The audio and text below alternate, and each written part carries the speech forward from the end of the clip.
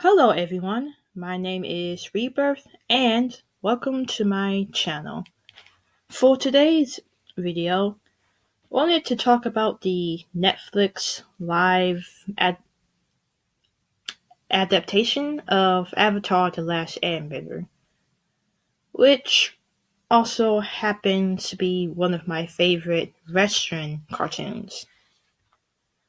Okay, so be forewarned, this might turn into a rant.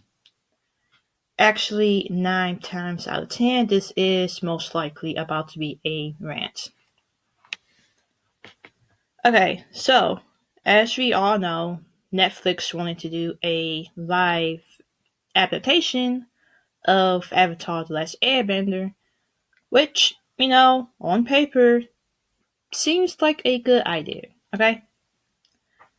Now, I'm guessing, Michael De Martino, along with Brian Cole.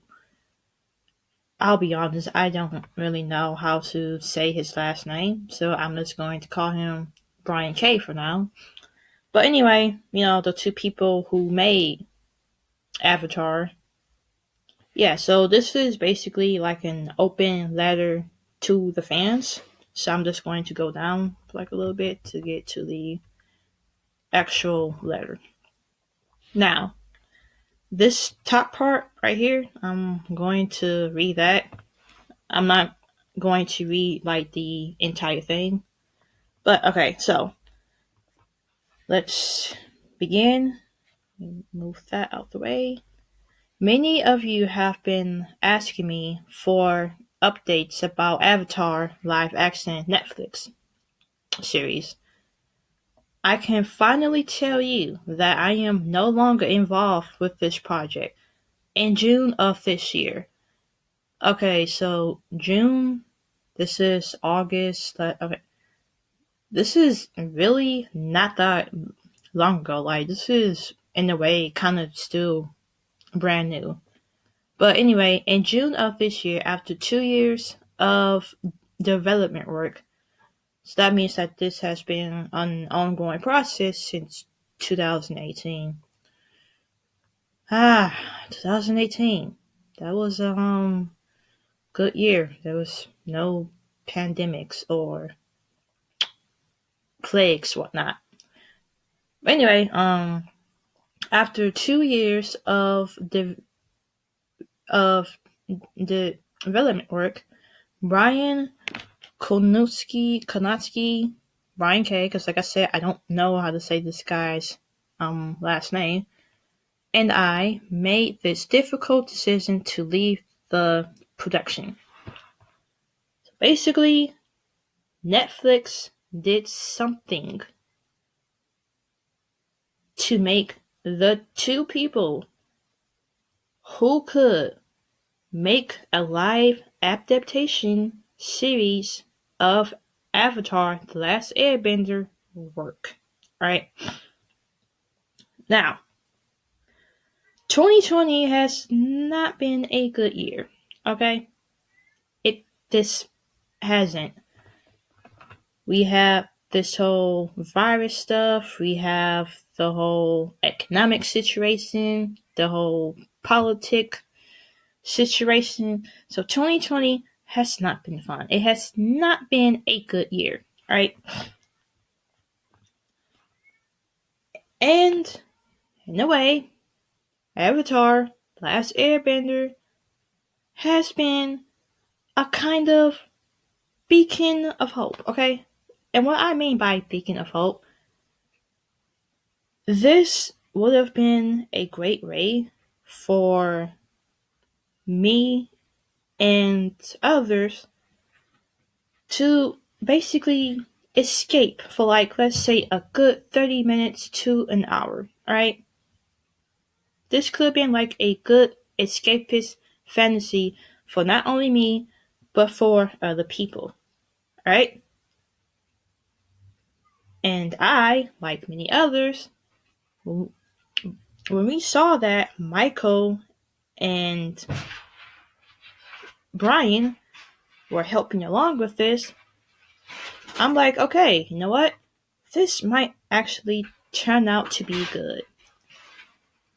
This might actually be a lot better than the catastrophe that was the Avatar, The Last Airbender by M. Night Shyamalan, okay?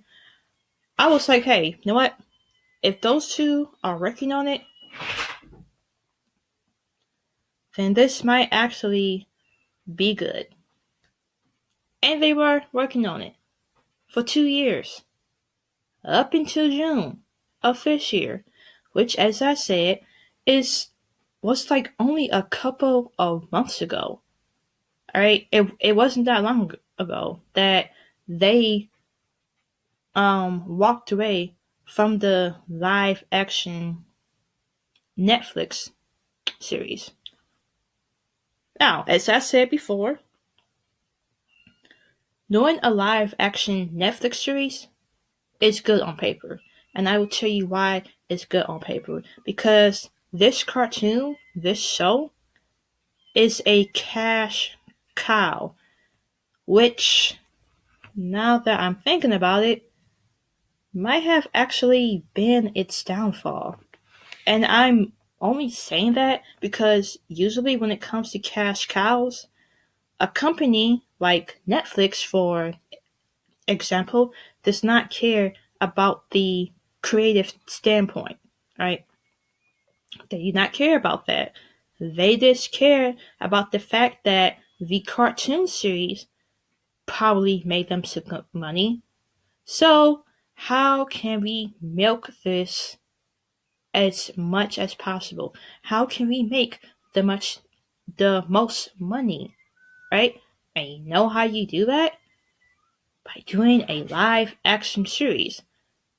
But at the same time, having the only two main people who I think were the only ones who were capable enough of actually turning the cartoon series into a good live action series, they're now gone.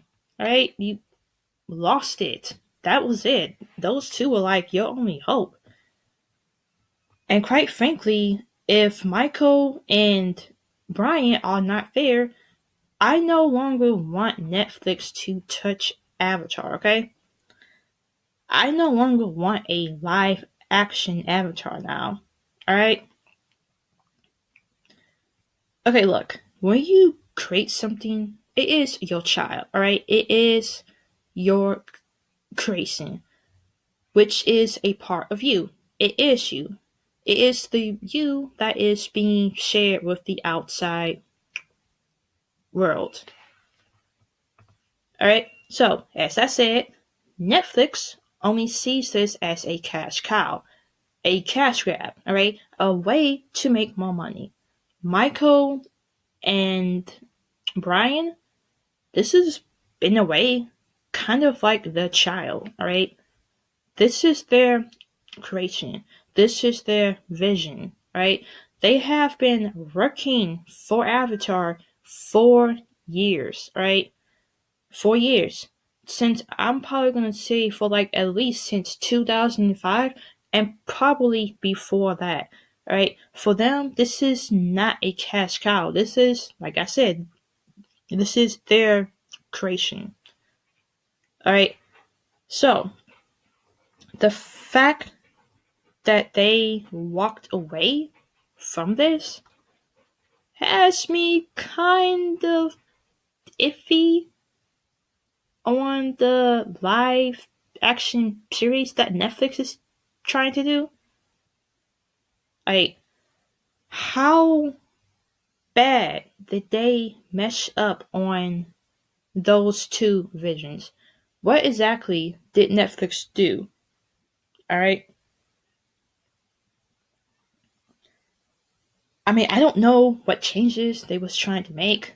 9 times out of 10, it was probably something stupid, like trying to make a kids all ages cartoon a bit more mature. But At the same time, Avatar is already mature enough, alright?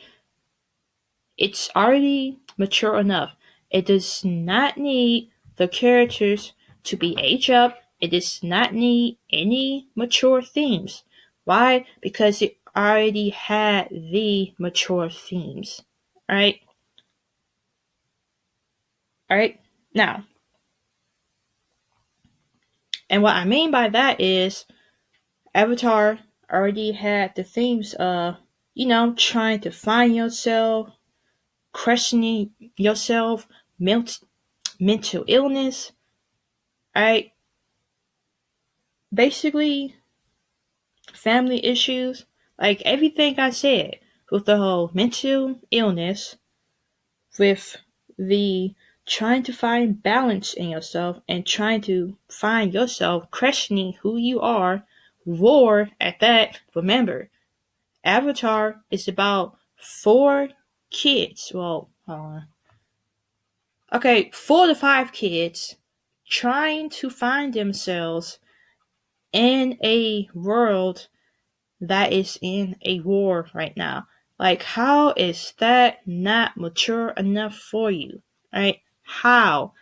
How is not trying to find yourself, trying to find balance, questioning who you are, mental illness, family issues, abuse at that? How is that not mature?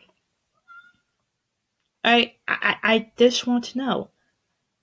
Avatar does not need any aging up. It does not need any quote unquote mature themes because, let's face it, it would not fit into the narrative of the story, which is, like I said, about 4 to 5 kids trying to find themselves in a world that is in this big war right now. But no, Netflix did not want that. And quite frankly, I am kind of terrified about what they are going to do to one of my favorite series of all time. Alright? Avatar is not this one of my favorite Western cartoons. It is one of my favorite shows to watch. Right? There is a reason why this show was number 1 on Netflix. There is a reason why. If you type in Avatar on YouTube, you get like thousands of channels. There is a reason why this cartoon does not age. And I guarantee you that, let's say 50 plus years from now, or when I have grandkids, this show will still be enjoyable even 50 plus years in the future.